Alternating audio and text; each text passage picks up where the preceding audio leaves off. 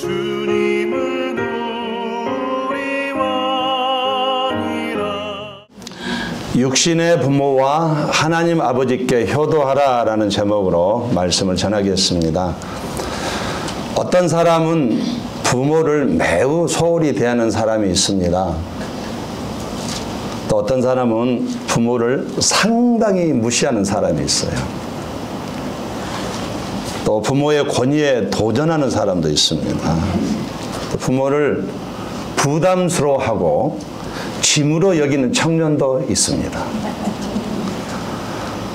부모의 사랑에 대해서 어떤 사람은 당연히 생각하고 가볍게 여기는 그런 사람도 있습니다.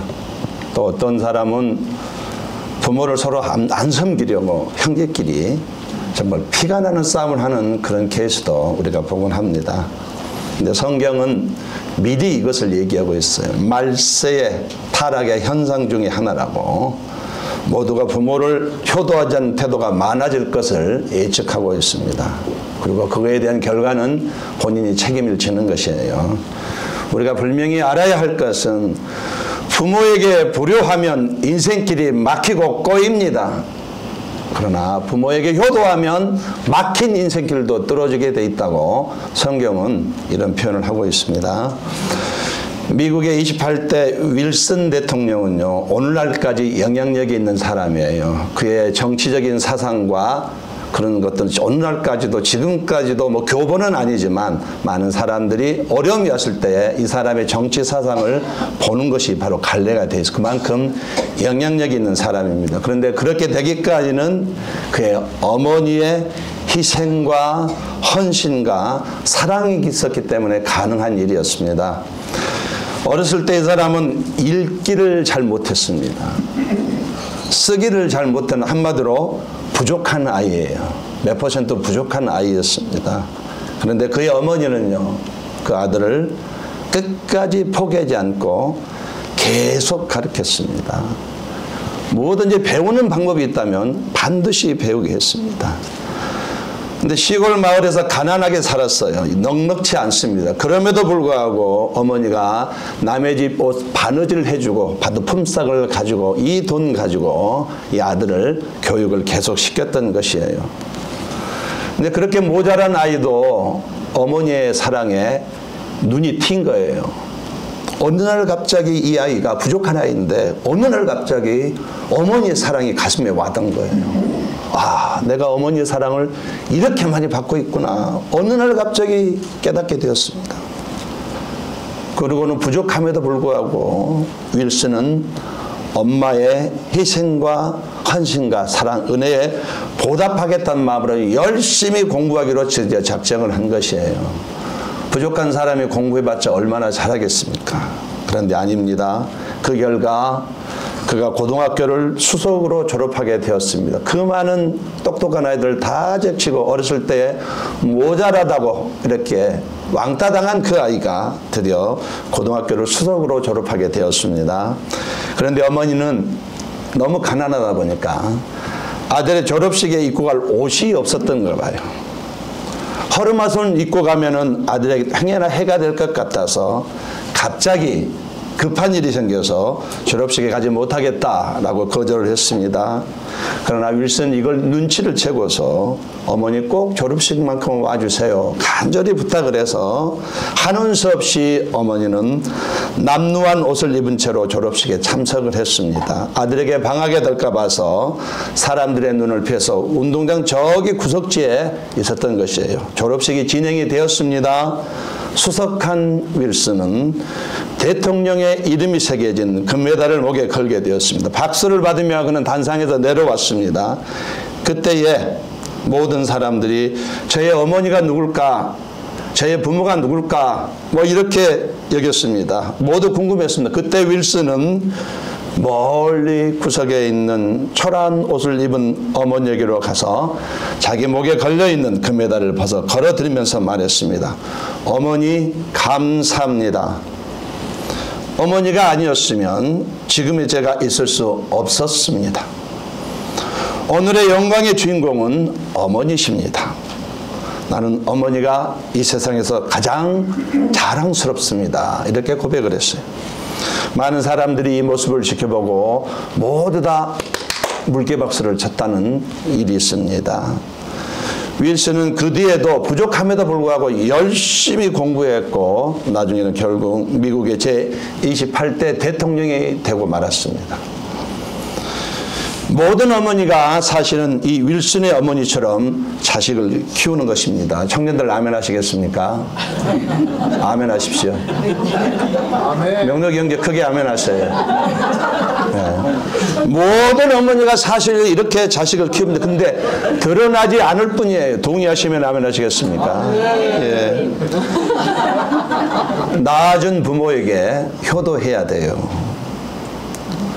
세상의 모든 사람은 부모 없이 태어날 수가 없습니다. 부모 없이 내가 존재할 수가 없는 것이에요.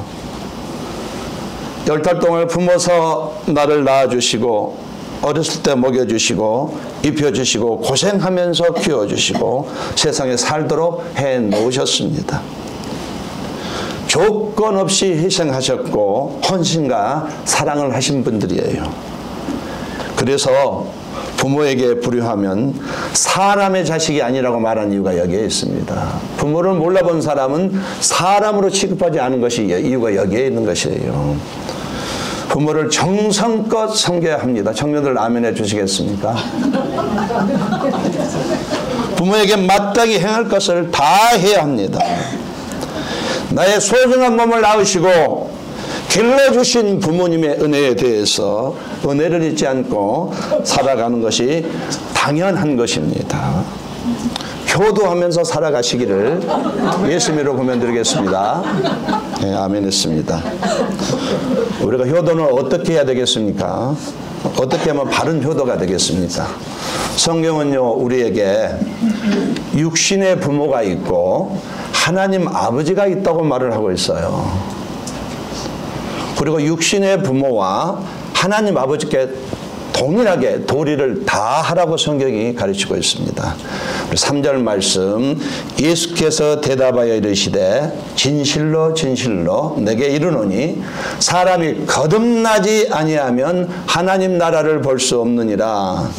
우리가 육신의 부모에게서 태어났습니다. 여기는 알겠어요. 그런데 또 하나님의 자녀로 태어났다고 성경이 말하고 있어요. 우리는 두 번 딱해서 우리는 두 번 태어났다. 손을 이렇게 하시고 우리는 두 번 태어났다. 성경이 이걸 두 번 태어났다고 말해요.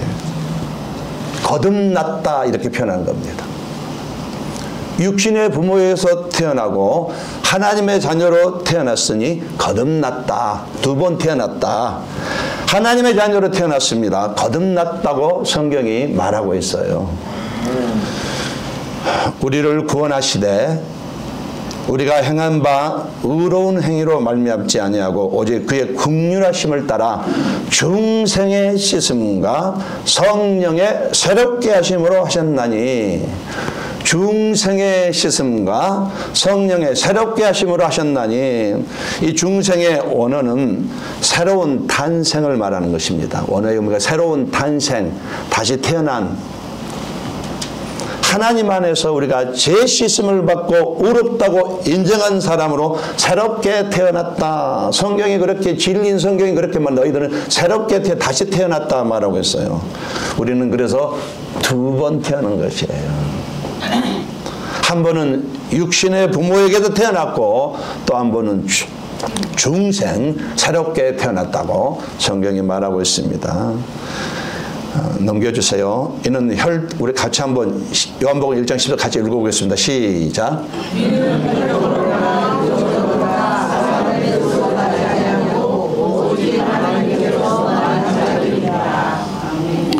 사람이 예수 그리스도를 믿어 구원 얻는 순간에 하나님에게서 새로 태어났다. 계속 우리는 두 번 태어났다. 새로 태어났다. 성경은 매우 강조하고 있습니다.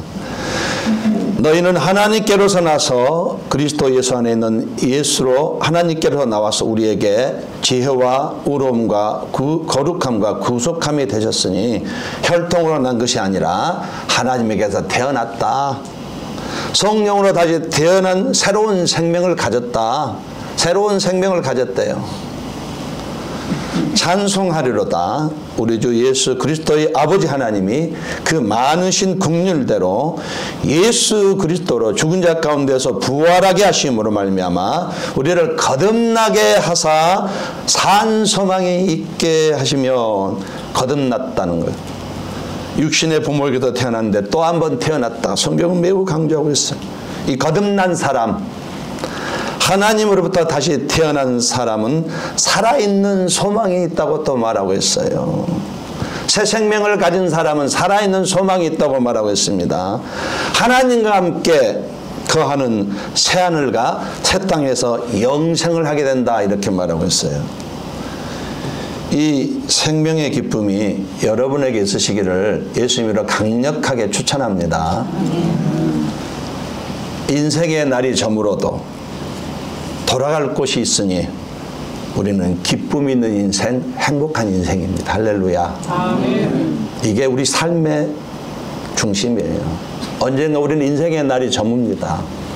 평생 살 수 없잖아요. 언젠가는 돌아가야 되는데 우리 인생의 날이 저물 때, 끝날 때 내일이라도 끝날 수 있어요. 오는 곳은 순서가 있고 가는 곳은 순서가 없잖아요. 내일이라도 저물 때에 나는 돌아갈 곳이 있으니까 지금 이 순간이 망해도 기쁘고 슬퍼도 기쁘고 안 돼도 기쁘고 홈리스로 살았지도 기쁘다. 할렐루야. 이게 저와 여러분에게 반드시 있어야 돼요. 거듭났기 때문에 이것이 가능하게 되었다는 것입니다. 십자가 보혈을 통해서 죄를 용서받고 새 생명을 받았습니다. 저와 여러분이 예수님의 손목을 잡는 순간 거룩한 생명이 내 안에 흘러 들어왔습니다. 하나님의 생명이 내 안에 오시니 나는 하나님의 자녀가 된 것입니다. 다시 태어났다라고. 거듭나서 하나님의 자녀가 되었다. 그래서 성도는 육의 부모가 있고 영혼의 하나님 아버지가 있다고 성경이 분명히 말하고 있습니다. 자녀는요, 부모에 대해서 마땅히 행해야 할 도리를 해야 되는 것이에요. 육의 부모에게 효도하는 것처럼 하나님 아버지께도 효도하라고 성경이 말하고 있습니다. 불효하면 인생길이 막힙니다. 정확한 진단이에요. 불효하면 인생길이 막히고 상당히 꼬이지만은, 그러나 아무리 꼬였할지라도 하나님 아버지께 효도하며 부모님께 효도한다면 하나님이 긍휼히 여기서 인생길이 열리고 삶이 순탄하게 되는 것이라고 성경이 말하고 있습니다. 효도하시기를 예수님으로 금연드리겠습니다. 우리 청년들에게 강추합니다. 강추가 뭔지 아죠? 강력히 추천한다. 효도하시기 바랍니다. 이유를 묻지 말고 효도하세요.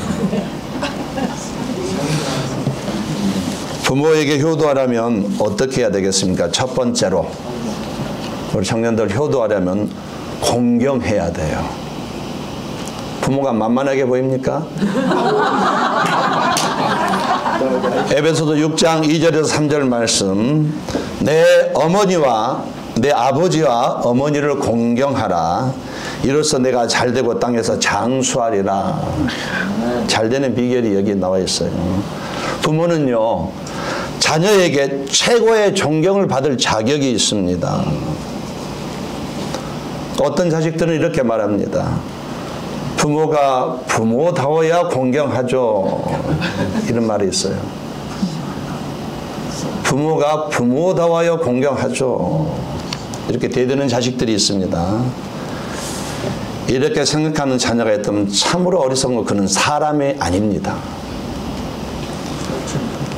부모를 몰라보면 사람의 자식이 아닌 것이에요. 그럼 누구의 자식이? 동물의 자식이 되는 거예요. 부모가 자식한테 잘해줘서 공경하는 것이 아닙니다. 부모를 공경하는 것은 태초부터 주어진 인간의 삶의 기본적인 원칙이며 자연 질서예요. 하나님이 인간의 마음속에 새겨주신 자연법이며 창조의 질서입니다. 이것을 어기면은요, 박살나는 거예요.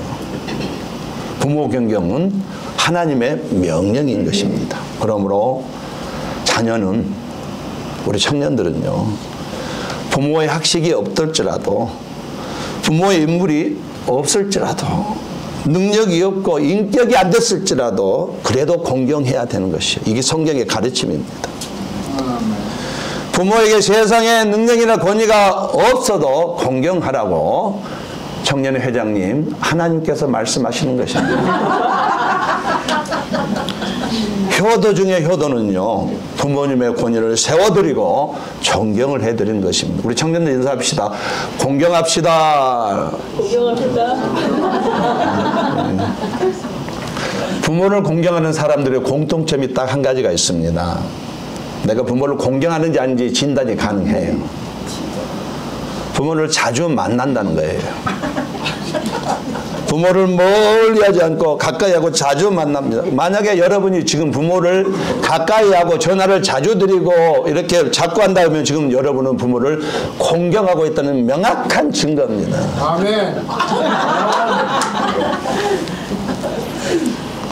부모를 공경하시기를 예수님으로 간절히 권면드리겠습니다. 어머니 아버지는 외롭습니다. 외로워요. 언제 전화 안 해주나 기다리고 있어요. 여러분은 실컷 놀겠지만 우리는 전화 목매달 기다리고 있어요. 우리는 불쌍한 존재예요. 전화해 주시기를 강력히 권면드립니다. 이 공경하라는 말씀은요, 육의 부모에게만 적용되는 것이 아니에요. 영의 부모에게도 적용이 되는 겁니다. 잠언 3장 9절 말씀, 내 재물과 내 소산물의 처음 익은 열매로 여호와를 공경하라. 그리하면 내 창고가 가득히 차고 내 포도즙들에 내 포도즙이 넘치듯 창고가 가득히 찬대. 이 공경의 언어 카베드, 언어 카베드는 하나님을 섬길 때와 부모를 섬길 때에 같이 쓰고 있어요. 같다 이거예요. 같이 공경하라 이거. 똑같다는 얘기죠.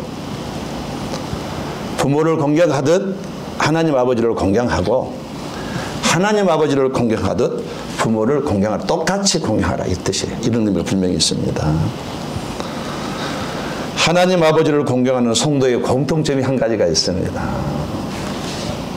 진단을, 나는 하나님 아버지를 공경하는 진단이 가능해. 할렐루야. 하나님과 만남의 시간을 귀히 여기느냐 안 여기 차이가 있습니다. 혹시 여러분이 정말로 예배를 귀하게 여기고 계시다면 여러분은 지금 하나님을 공경하고 있는 정확한 증거입니다. 할렐루야. 만나야 복을 주시죠. 만나지도 않는데 왜 복을 주십니까? 하나님이 괜히 11시 예배를 시간으로 정해놓겠어요. 형식 있는 예배를 정확히 드려야만 되는 것이에요.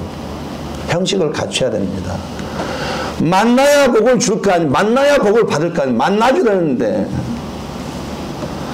어떤 집사님이 열심히 복을 주세요 기도했답니다.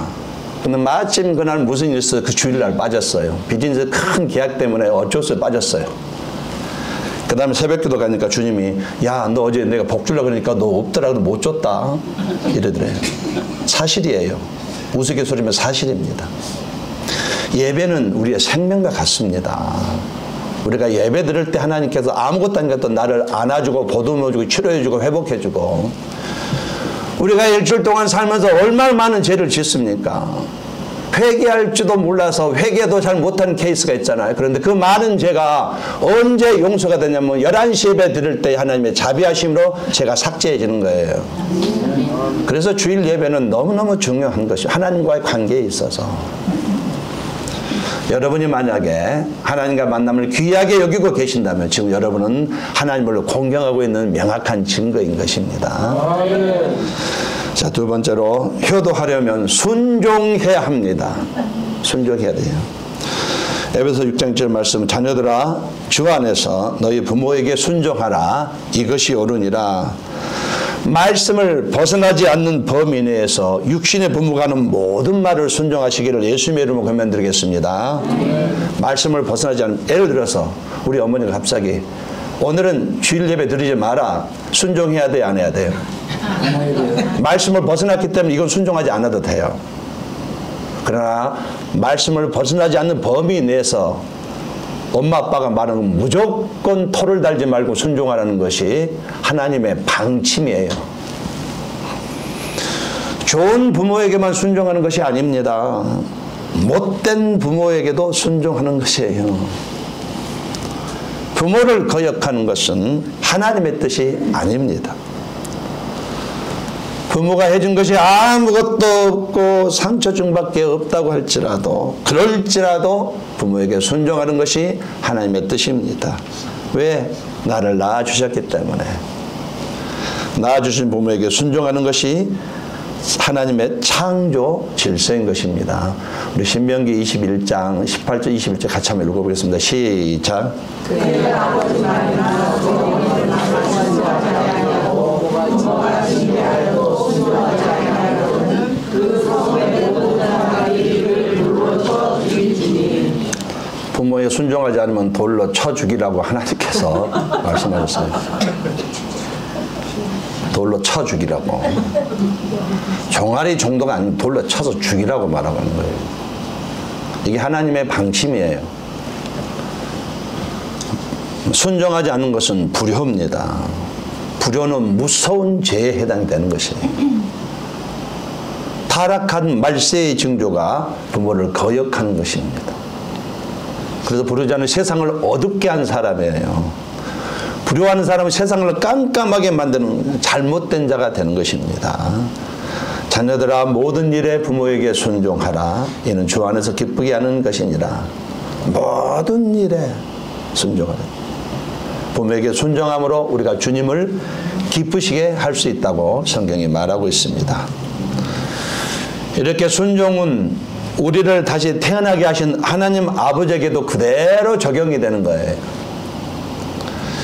또 우리 육신의 아버지가 우리를 징계하여도 공경하였거든 하물며 모든 영의 아버지께 더욱 복종하며 살려 하지 않겠느냐. 순종하지 않을 때에 하나님에 대한 사랑이 실패하는 것입니다. 요약하다 보니까 길게는 못하지만 여러분 하나님을 사랑한다고 하면서 순종하지 않는 것은 그 사랑에 실패하고 있다는 증거예요. 하나님 은혜에 감사해도 눈물을 흘리고 뭐 감사하고 뭐 사랑한다고 하고 뭐 그런 감정을 느낄 수 있을지도 모르겠습니다. 그런데 만약에 그런 감정을 가졌음에도 불구하고 하나님 말씀에 불순종한다면 지금 그 사람은 하나님과의 관계에 사랑의 관계에 실패하고 있다는 거예요. 그가 아들이시면서도 받으신 고난으로 순종함을 배워서 온전하게 되셨은즉 자기에게 순종하는 모든 자에게 영원한 구원이 되시고, 예수님 아시잖아요. 사람들을 위한 속죄 제물이 되심으로 하나님께 대한 순종의 본이 되어 주셨습니다. 하나님의 아들이신 예수님이 자신이 지으신 인간들의 죄의 짐을 대신 주시고 죽임을 당하셨다는 이 사실을 인간의 머리로는 이해가 안 됩니다. 이것은 계산이 안 나오거든요. 어떻게 그런 순종을 하실 수 있으실까? 이것은요, 그래서 성경은 이걸 하나님의 사랑이라고 딱 정해놨어요. 나를 향한 하나님의 사랑은 이해하는 것이 아니라 그저 감사함으로 받아들이면 되는 것이에요. 하나님의 사랑 우리 인간의 머리로는 이해를 할 수가 없습니다. 그리고 그 사랑을 힘입어서 영원한 생명을 얻은 저와 여러분은 그냥 하나님께 순종하면 되는 것이에요. 이걸 말하고 싶은 거예요. 순종하지 않을 때에 하나님을 사랑하는 것에 실패하는 것임을 받아들이시기를 예수님의 이름으로 권면드리겠습니다. 하나님이 얼마나 좋으신 분이냐면요, 우리 안에 성령으로 오셨습니다. 할렐루야. 예수님이 성령으로 오신 분이, 예수님이 영으로 오신 분이 바로 내 안에 성령님이셔요. 우리의 몸을 성전 삼아서 내 안에 오셨습니다. 지금 나와 함께 동거동락하고 있어요. 동의하시면 아멘 하시겠어요? 내 안에서 나를 쉴 새 없이 도와주고 있습니다. 내가 영성이 부족해서 못 누를 뿐입니다. 오늘 본문하고 벗어나지만 여러분의 몸은 성전입니다. 할렐루야. 성전에 그러니까 알코올을 넣으면 돼요? 안 돼요? 담배 연기를 넣으면 돼요, 안 돼요? 간단한 원리입니다. 내가 성전을 잘 보호하셔야 돼요. 간단한 원리입니다. 오늘 설교 말씀을 듣다가 행여나 성령께서 무슨 생각을 주셨는지 그것은 성령의 음성으로 아시고 순종해 보시기를 예수님의 이름으로 권면드리겠습니다. 그리고 여러분의 몸을 불결한 것에 물들이지 마시기를, 그 안에다 안 좋은 걸 넣지 마시기를 예수님 이름으로 강력히 권면드립니다. 성령이 불편하게 하셔요. 나는 괜찮을지 모르겠지만 성령님은 매우 불편하게 여기신다는 것이에요. 이렇게 순종하시기를 예수님의 이름으로 권면드리겠습니다. 첫 번째로 효도하려면 공경하시기 바랍니다. 두 번째 순종하시고, 마지막 세 번째 여러분이 효도하시려면 형제간에 화목하게 이렇게 지내시기를 바랍니다. 잠언 17장 1절 말씀 같이 한번 읽어보겠습니다. 시작.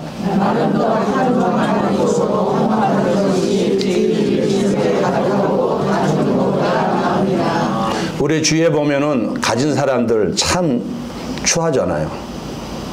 부모의 재산 때문에 형제들이 피가 터지게 싸우는 거 매스컴에. 얼마 전에도 뭐 기업 자녀들 그랬잖아요. 예. 자기끼리 싸우면서 그냥 집안 방식은 다 돈이 뭐다고, 명예도 없고 자존심도 없어요. 돈만 가지면 그냥 싸울 피떡. 재물과 상관없이 사랑과 신뢰로서 화목한 가정을 이룰 수 있는데도 이들은 이런 싸움을 합니다.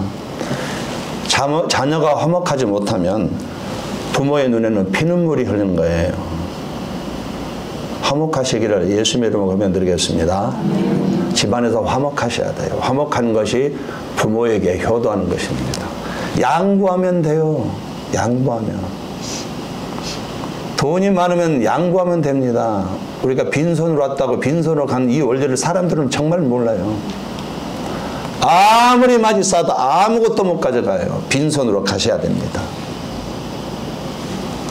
여기에서 얻은 것도 내가 하나님께서 주신 복이에요. 내가 노력한 것 같지만 사실 하나님께서 주셨기 때문에 가진 거예요. 여러분 집안에서 화목하시기를 예수님의 이름으로 권면드리겠습니다. 이 화목하는 말씀은 집에만 적용이 되는 것이 아니고 교회에도 그대로 적용이 되는 것이에요. 형제들아, 우리가 너희에게 구하노니 너희 가운데서 수고하고 주 안에서 너희를 다스리며 권하는 자들을 너희가 알고 그들의 역사로 말미암아 사랑 안에서 가장 귀히 여기며 너희끼리 화목하라. 교회 안에 사람들 화목하라 말하고 있어요. 데살로니가 교회 성도들은요, 믿음에 좋은 소문이 났습니다. 그들은 잘 모였어요. 기도 열심히 했습니다. 말씀을 잘 받아들였어요. 봉헌 생활에 참 충실했어요. 경건 생활에 힘썼고 환난을 이겼고 하나님 중심적으로 살았습니다. 그런다 할지라도 만약 그들이 화목하지 않았다면 소문이 날 리가 없어요. 화목하지 않으면 소문이 이렇게 퍼질 리가 없습니다. 그들은 다 갖췄음에도 불구하고 또 화목했어요. 모든 것을 갖추었음에도 또한 화목한 교회였습니다. 그래서 믿음의 좋은 소문이 온 동네방네 퍼진 것이에요. 그래서 야, 데살로니가 교인들을 보면 예수를 믿고 싶다 이런 마음이 들었던 것이에요. 저와 여러분이 성도로서 하나님 아버지께 효도하기를 원하신다면 지금 이 모임 안에 서로에게 화목하시기를 예수님으로 권면드리겠습니다. 내가 먼저 화목의 주체가 되면 되는 거예요. 양보하면 되는 거예요. 먼저 품어주고 받아들이면 100% 화목되게 돼 있어요. 무슨 기득권이 있다고 무슨 자존심이 있다고 기싸움을 하시는 거예요. 웃기지 않습니까? 영생을 받을 때는 아무것도 조건 받았는데 내가 그것 가지고 텃세를 부른다면 너무 우습잖아요.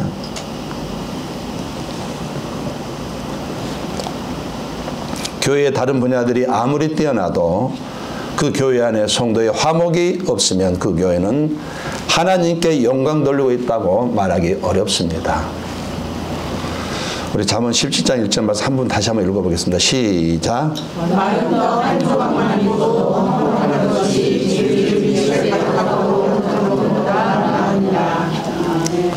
집에만 적용되는 것이 아니고 이 말씀은 교회에도 그대로 적용됩니다. 사람들이 교회에 오면은 제일 먼저 보는 건 뭔지 아십니까? 화목한 분위기를 봐요.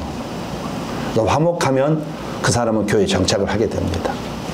불편하면은 정착할 수가 없는 것이에요.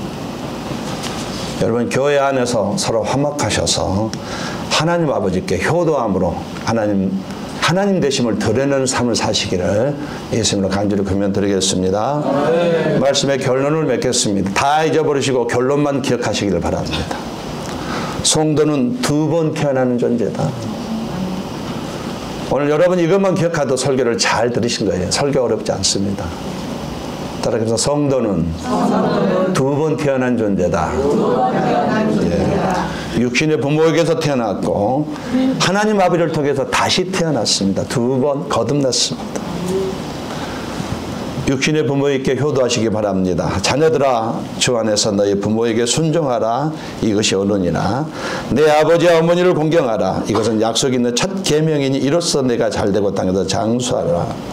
부모를 공경하고 효도하는 것은 선택 상황이 아닙니다. 하나님의 명령이에요. 아버지와 어머니는 내가 세상에 태어나 처음으로 관계를 맺은 사람이거든요. 그래서 부모의 관계를 잘 맺을 때 땅에서 잘 되는 것입니다. 할렐루야. 네, 부모와 관계를 잘 맺어야만 땅에서 잘 되는 것이에요. 끝까지 잘 되는 것입니다. 영혼의 하나님 아버지께도 효도하시기 바랍니다. 영접하는 자, 곧 그 이름을 믿는 자들에게 하나님의 자녀가 되는 권세를 주셨으니 혈통으로나 육종으로나 사람의 뜻으로 나지 아니하고 오직 하나님께로부터 난 자들이니라. 우리가 예수 믿는 자에게는 하나님의 자녀가 되는 권세를 주신 것은 하나님의 특별한 축복이고 특별한 은혜입니다. 그걸 기억하셨으면 좋겠어요. 저희 집안은 송씨입니다. 제 이름은 송재덕이에요. 송씨잖아요. 저는 송씨 가문에서 태어났습니다. 그런데 내가 예수님을 영접하는 순간에 하나님께서 또 나의 아버지가 되어주시는 복을 받았습니다. 할렐루야. 아버지가, 하나님이 나의 아버지 복을 받았습니다. 우리가 믿는 하나님은 천지 만물을 창조하신 분이죠. 생사화복을 주관하셔요. 사람을 살리기도 하시고 죽이기도 하시고 복을 주시기도 하고 화를 주시는 주권을 가진 분이에요.